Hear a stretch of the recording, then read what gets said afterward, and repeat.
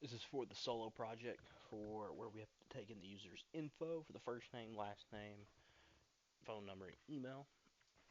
Here is my HTML code, normal CSS, just to make everything better. One thing I did do to help my eyes was make it dark mode. Let's see here. And then this is just the normal, like taking in everything. I did take in a phone number, so like, or set this field as a phone number, so it has to be in the format. But I still did do the PHP. But the PHP is just a backup in case somebody could figure out to get past this. PHP code starts out very simple of just declaring variables for my first name, last name, phone number, email, link to the HTML file, and then I have a file variable linked to the user info.txt file, a simple array of all the records. That way we can keep track of everything. Simple check name function. Basically what it's doing is it's just seeing if it is all numbers and letters, and if it is greater than 20, then it would trigger this if statement. If it triggers the if statement, then that's when it is going to say, hey, you're wrong, it only can be this, and then it even gives a button to go back. Check phone number is the same thing, just checking to see if it's all phone numbers, and it has to be 0 through 9, and in the format of where it has to be the 3 digits, then dash 0 through 9, 3 more digits, dash 4. Another link button. Then we're going to check the email. Same thing, where we can just do the same thing, make sure it's all capital letters or lowercase letters or numbers, and it has to be between 1 and 30, and then it either has to contain .com or .edu. Then here is where we'll read the contents of the file. We'll take in each line, and then as we take in each line, it should already have it. So if it's blank, it will not read anything, so then we're good. But if it has something in the file, it will already be in the format of last name, first name, phone number, email. And then that's when we can just read through each part, and it's separated by a colon, and it will work. We go through each line, make sure as there's a line, and ignore the new lines. It will return the records, which is an array, and it will again be in the format of here. The display table, this is just where we are displaying the table, like where we're actually making it, where we have to figure out everything. Here we are just creating the table, setting a border, and then creating the first row, which is headers, where it lays out last name, first name, phone number, email. And as long as there is a next one in line in the array, then we'll go to the next. The list, again, it will just separate the record array, which is going to be our parameter is array, as long as there's like a record inside of array, so as long as there's a next one. The record, it will be separate everything by the colon. The first thing that's separated will be the last name, then the first name, then the phone number, then the email, and then we will display what we just separated accordingly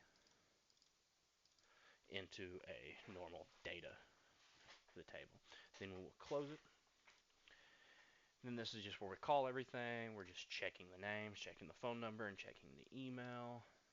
One thing I just found out that I did not do, but that was just because it would do the same thing. Check name.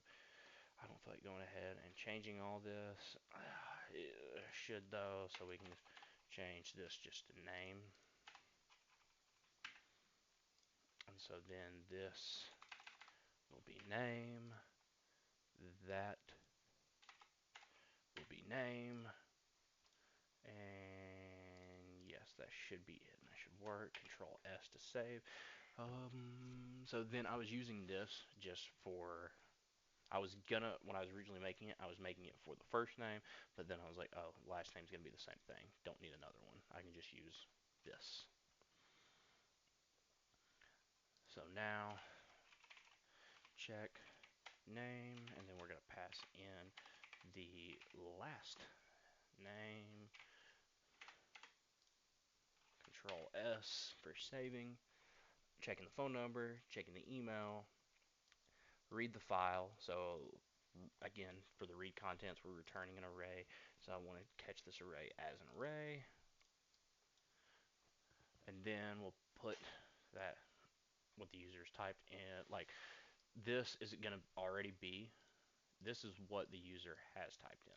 This is whatever, like if they made it past these checks, then it will hit this.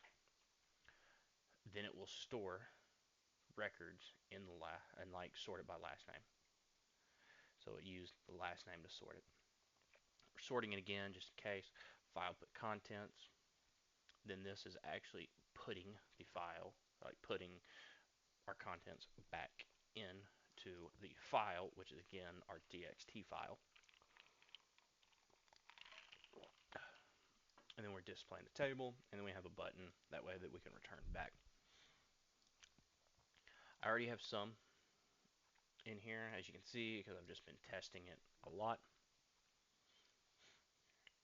But if I come here, open this, drag this, localhost, MPE SoloProject for name, phone number, email, SoloProject. Come here, it gives us this. I can type in Matt Holmes 944-554-9843. This email is real at gmail.com. And if I hit submit, here it is displaying everything. Matt Holmes, this email is real, so it will only organize it by this. I'm going to hit return on this one. I've usually been going back, that way I wouldn't have to fill all this back out. But then we'll do mess up test 1, 2, 3, and then test at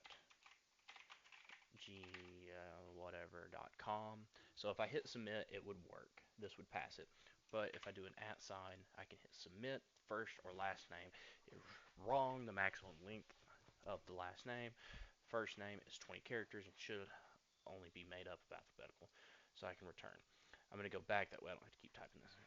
So if I erase that, and then put the @ or the hashtag symbol there, £, then we can do it again. If I come here and add this, won't, but I'm positive that my PHP code would fix it. If I do edu, it wouldn't mess up. But if I add a dash underscore there, your email is wrong. Email must contain letters and numbers and in a .com or edu. Example, fake mail 23 at coolweb.com.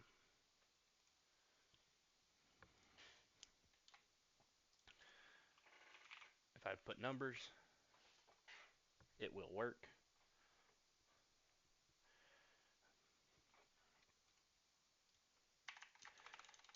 But everything seems to be working, and then I even added a reset button just to do that. And then, as we can see, reload it, and I can go ahead and see that this is updated. Thank you.